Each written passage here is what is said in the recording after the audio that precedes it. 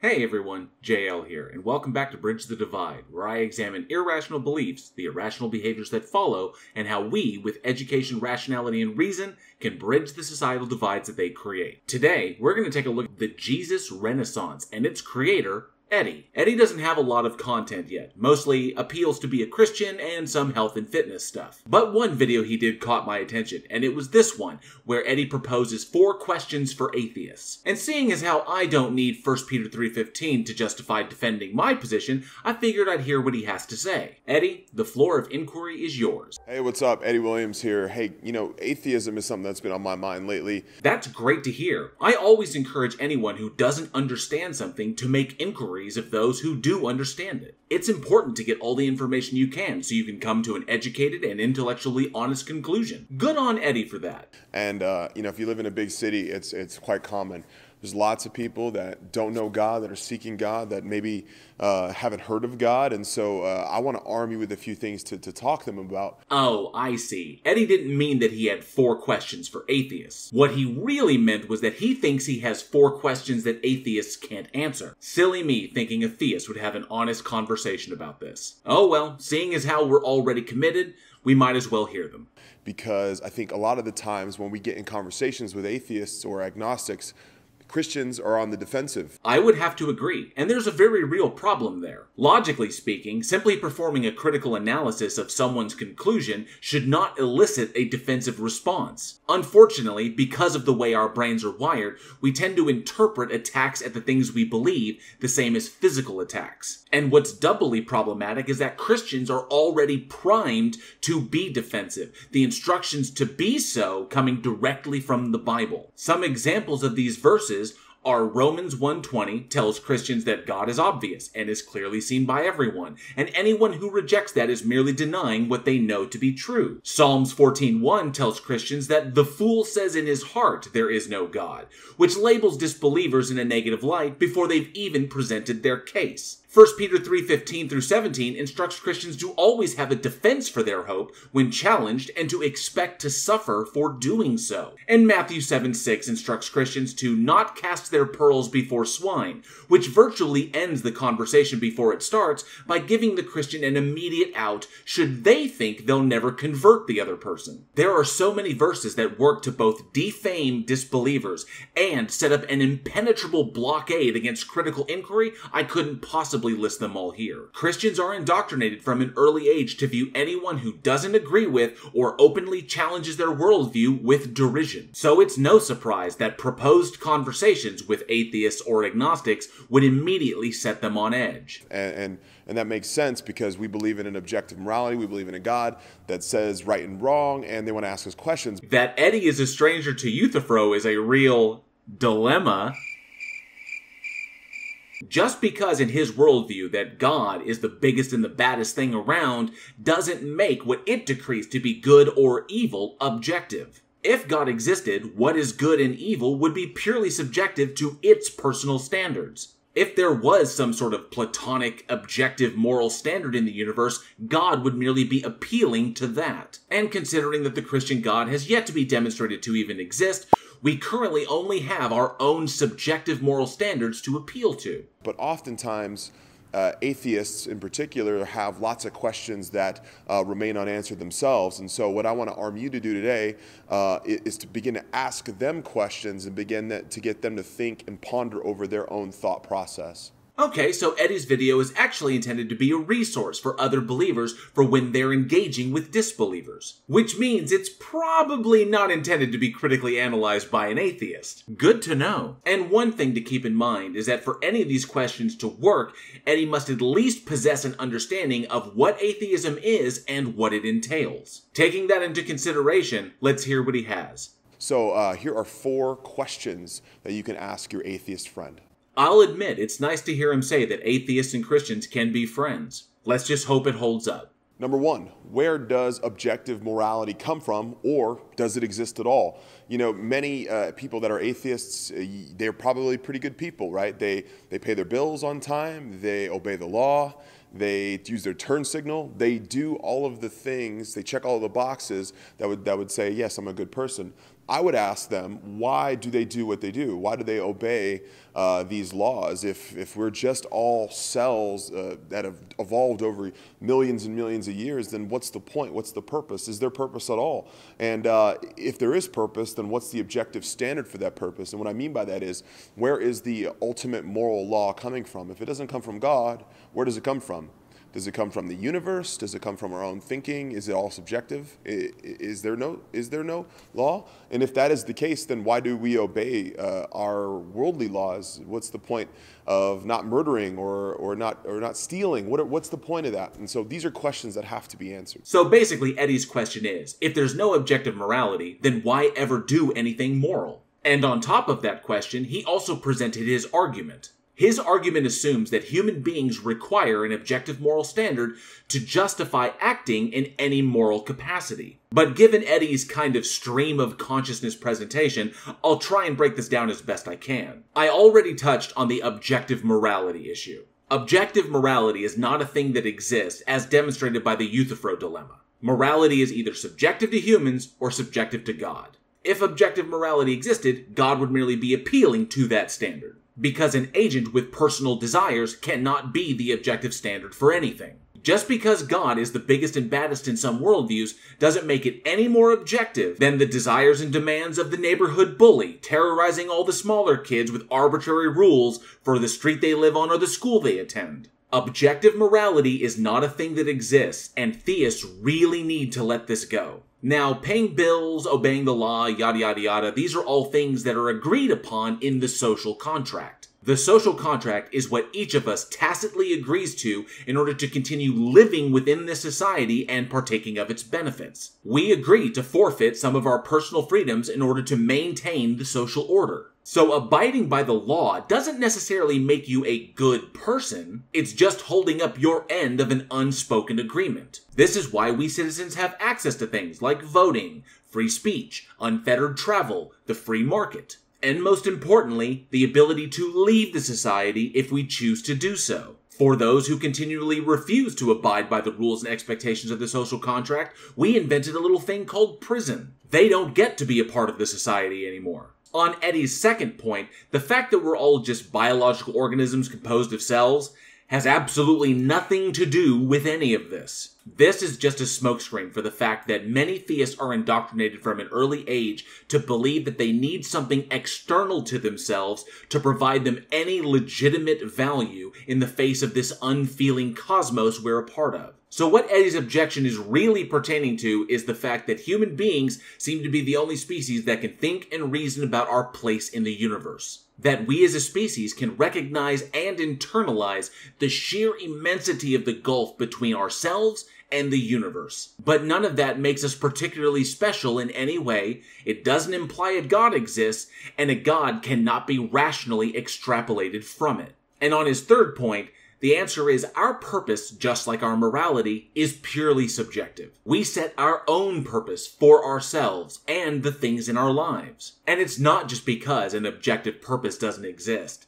It's also because being told what your intractable purpose is by some external source, regardless of what you think or feel, is psychologically devastating. Because if that external thing is ever taken from them, then all of the personal value they derive from it will go right along with it. And that would be because they would never have been taught how to derive value from themselves. It ultimately sets up these individuals for catastrophic failure. It's nothing more than an imprisonment of the mind, chains forged by the whims of something that is not you. And lastly, we choose to obey laws so that we can maintain the social order and enjoy the continued well-being that that social order provides. And we continue as a society to provide for the well-being of others because we learned very early on that if we don't, then it won't be long before we don't have a society to be a part of. Oh, and one last thing I'd like to point out before we move to the second question is that theists have really got to let go of this false equivalency between subjectivity and non-existence. The laws we live by in society are constantly being changed, making them entirely subjective. By Eddie's rationale, because they're not objective,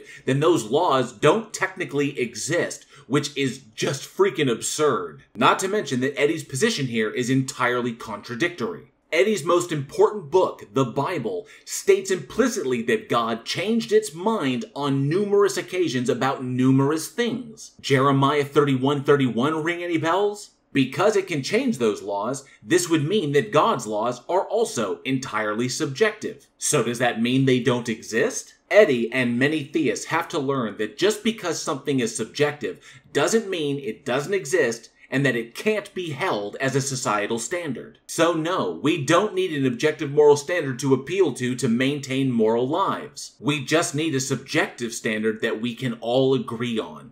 Question number 2, how do we get energy out of non-energy? This is an important one. We hear scientists talk a lot about the Big Bang and how the Big Bang kind of started forth in motion everything in the universe. But where did this original matter come from?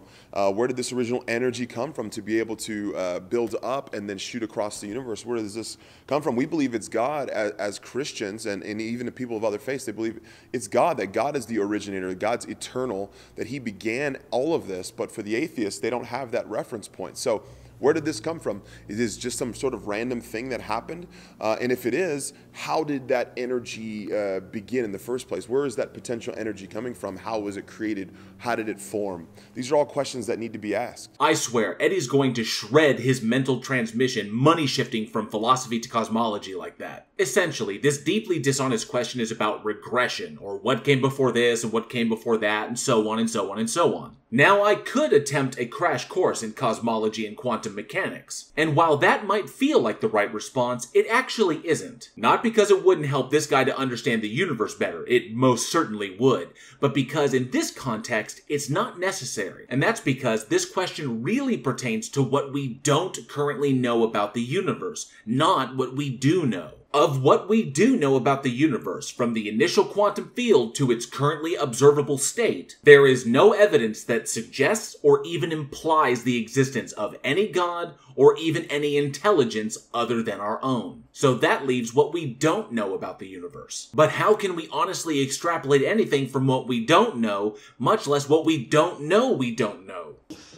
Honestly, I have no fucking idea. The truth is, we can't. So to answer Eddie's question, it's really about intellectual honesty and being okay with not knowing. Because the intellectually honest answer is, we don't know. It's also intellectually honest to acknowledge that just because we don't know doesn't mean it was or wasn't a god. It just means that we don't have enough information to form a rational conclusion. And taking into account things like the halting problem and Gödel's incompleteness theorem, it's entirely possible that we may never be able to know. But asserting a god as the answer to a currently unanswerable question is just the very familiar God of the gaps. I can also say, as an atheist, to live my life by my subjectively determined purpose, such a reference point is unnecessary. And to assume it is necessary is deeply irrational and potentially harmful. So while a few courses in cosmology, physics, and quantum mechanics will answer Eddie's question about energy, the quantum field, and the expansion event we call the Big Bang, asking an atheist about such things is just categorically dishonest. One, because not all atheists are quantum physicists. Most are just normal people that find the concept of a god completely irrational. Two, because someone's atheism doesn't necessarily have anything to do with their current scientific understanding of the universe. For example, I'm an atheist because of the logical contradictions entailed with the God concept. And three, it's not for the atheist to rectify the theist's appeal to emotion regarding what we don't know about the universe. That's not a we problem.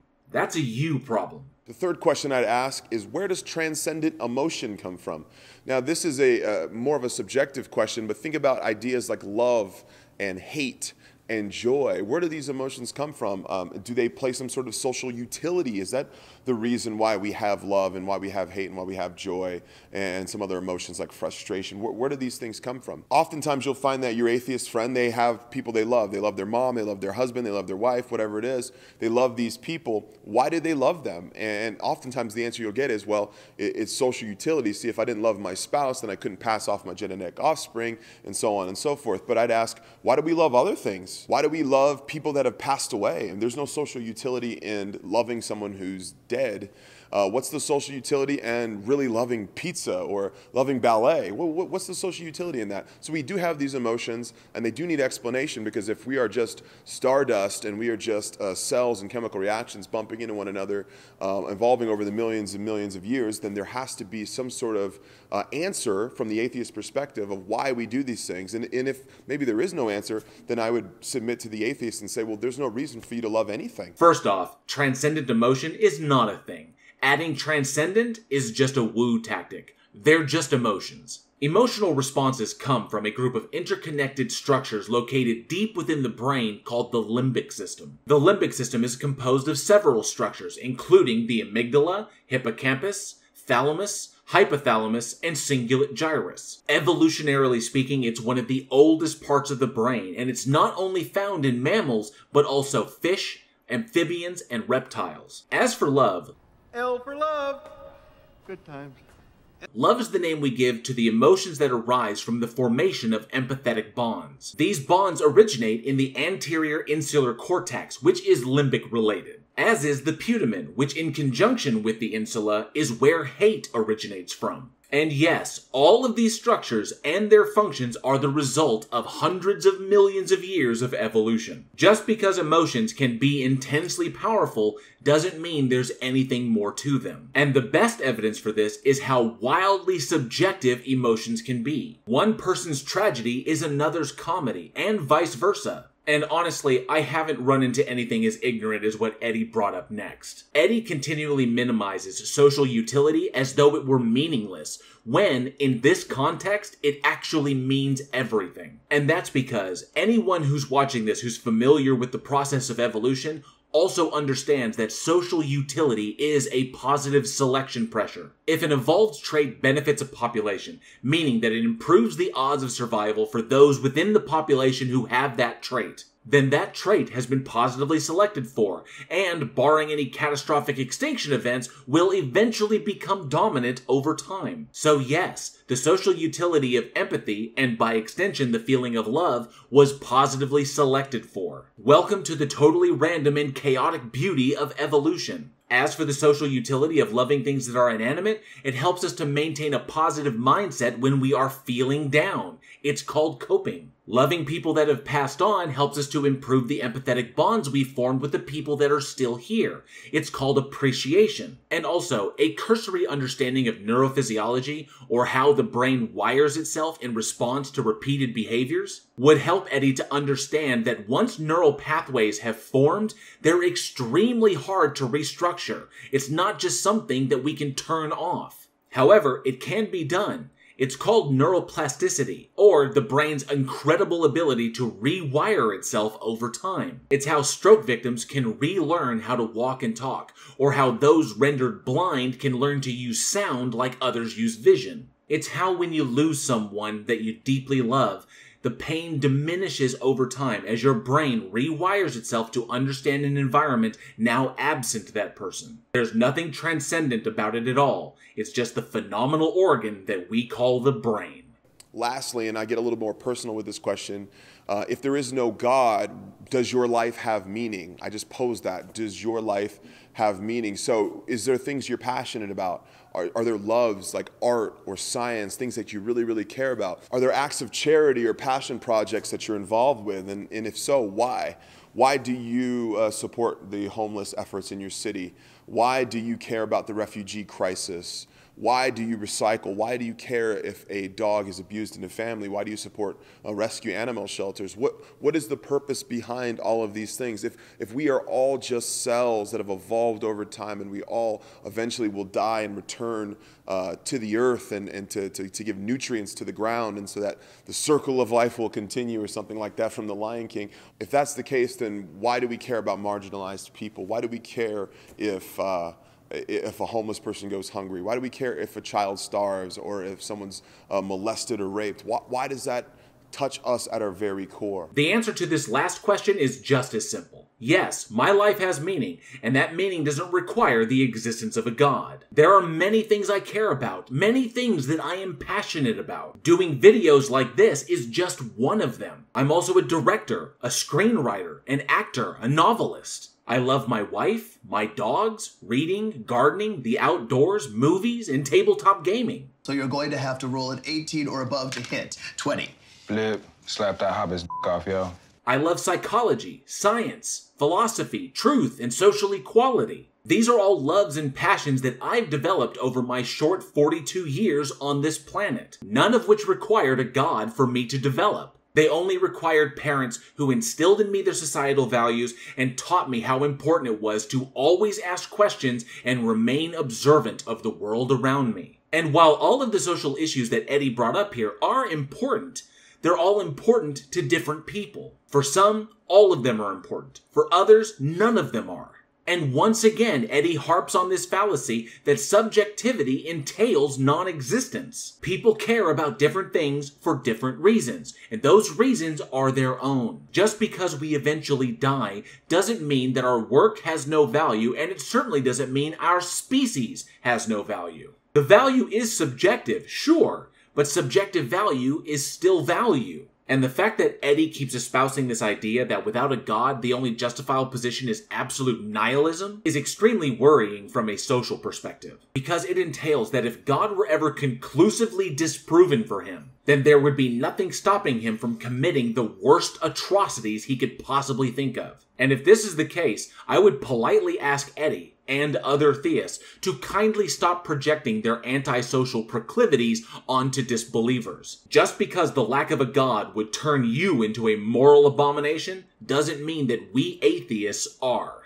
Ultimately, if we're the atheists, we should believe in Charles Darwin's theory and that the survival of the fittest, right? The stronger eat the weak. What's wrong with that? What's wrong with great countries destroying and ransacking smaller countries? What's wrong with that? What's wrong with husbands beating their weak wives? What's wrong with that? First and foremost, Eddie, if you're going to cite Darwin, please cite him correctly. Secondly, Darwin's foundational work concerning the theory of evolution has absolutely nothing to do with believing or not believing in a god. God and evolution are not mutually exclusive concepts. Eddie's inability to grasp this makes him look beyond ignorant. And third, if I really need to explain why open warfare, crimes against humanity, and domestic abuse are detrimental to our species, then you have bigger problems, Eddie. But hey, just for shits and giggles, I'll give him the quick and dirty answer. Genetic diversity and a habitable biosphere are paramount to the survival of a population. Wanton death and destruction leads to an incalculable loss of life and irreparable damage to the biosphere. Lives lost equates to a massive reduction in genetic diversity, and destroyed land and water sources result in uninhabitable areas of the biosphere. So if we want the population to survive, we ought to protect its genetic diversity and its biosphere, which means we ought not engage in the wanton destruction of ourselves and the planet. Here endeth the lesson. But like I said before, if Eddie requires a god to give the very continuation of our species any value, then he's got bigger problems than I can address here. You tell me, and these are all questions that atheists need to answer. We often get the burden for these. We often have to explain our God and our perspective. That's because theists are the one claiming that this thing exists when they have no evidence or even a good argument to support that claim. The burden of proof is upon the claimant, not the person rejecting the claim. Everything I've ever been presented, from holy leaders to the dregs of social media, have been appeals to emotion, arguments from incredulity, or arguments from ignorance. Theists turning it back on the atheist is not only shifting the burden of proof, but it's dishonestly demanding that the atheist prove a negative. Atheists are not beholden to the theist claim, and while we should have a good reason for not accepting it, we are not required to provide an alternative answer just because we don't accept theirs. Atheists are not here to do the work for you. Reconcile your own position. You know, sometimes atheists or agnostics, they're just really angry at the idea of God or God himself. Some are, but not all. Atheists can disbelieve for bad reasons, just like theists can believe for bad reasons. It's called being human, and it's the reason why we have these conversations. So we can ensure that we're coming to as rational and unbiased a conclusion as we're capable of. That said, Eddie, if your God does in fact exist, then it's a totally capricious dick and their anger is completely warranted. They see the pain, they see the suffering, they see the evil in the world, and they just don't know what to make of it. And they think God can't exist in a world that these evil things exist in. And I totally understand that. That would be the problem of evil Eddie is referencing. And if God is held as possessing the omni attributes, then there is no way to reconcile that logical contradiction. So, if someone still believes in a God after recognizing this contradiction, then their anger is again completely warranted. But for atheists, the problem of evil just knocks down one more version of God from the plethora that humans have created. But on the other side of the perspective, you've got people that are just militant, that just really hate God, that they don't love God, that they don't like anything to do with God. They hate religion in any capacity, and they just want to see it crushed. That would be militant atheism, or anti-theism. And this position is usually taken by those who recognize the profound societal fracturing caused by religious ideologies. And they've chosen to take a hardline stance against it. And there's nothing wrong with that. Everyone chooses their own fight. But in either case, these questions do need to be answered, because this is going to allow somebody who's an atheist or agnostic to help wrestle with these ideas in their mind, and they're going to have to come to grips with some of these things, whether or not they're true, either from their perspective or maybe come alongside to the religious perspective. Well, Eddie, that's why I answered your 4 questions, and also pointed out the ignorance and dishonesty lying behind them. And these aren't things that atheists need to reconcile, because we've already reconciled them. For many, it's part of the reasons why they're atheists. All in all, however, this is just another projection. Because it is you, Eddie, the staunch believer, who needs to reconcile these things. It is you who needs to reconcile how atheists and agnostics can behave in a morally superior manner to theists while not holding the same worldview. Because let's face it, Eddie, the Christian worldview requires a lot of fallacious assumptions and reasoning in order to justify holding it. And it's not for the atheist to fix them for you or make you feel better about your bad reasoning. Once again, Eddie, that is not a we problem. That is a you problem.